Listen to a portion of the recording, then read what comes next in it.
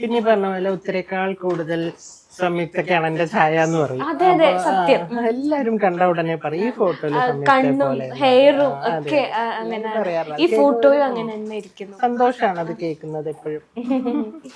ആളുടെ എപ്പോഴേലും ഇനി സിനിമ ചെയ്തുകൂടെ എന്നൊന്ന് ചോദിച്ചു? ഞാൻ ചോദിക്കാറൊന്നുമില്ല, കാരണം അത് അവരുടെ ഇഷ്ടമല്ലേ, ചെയ്യണമെങ്കിൽ ചെയ്യട്ടെ, വേണ്ടെങ്കിൽ വേണ്ട. സംയുക്ത ഇപ്പോൾ ഉള്ള ലൈഫിൽ വളരെ ഹാപ്പിയാണ്.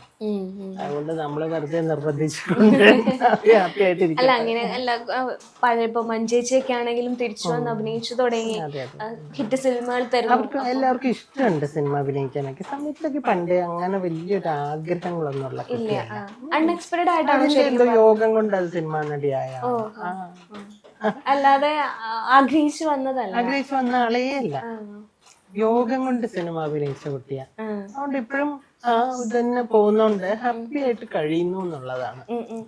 ശരിക്കും പറഞ്ഞ ആളുടെ ഒരു ശരിക്കും ഇഷ്ടം എന്താണ് അങ്ങനെ പറയാൻ പറ്റും? അത് അങ്ങനെയൊന്നും ഇല്ലെന്നേ.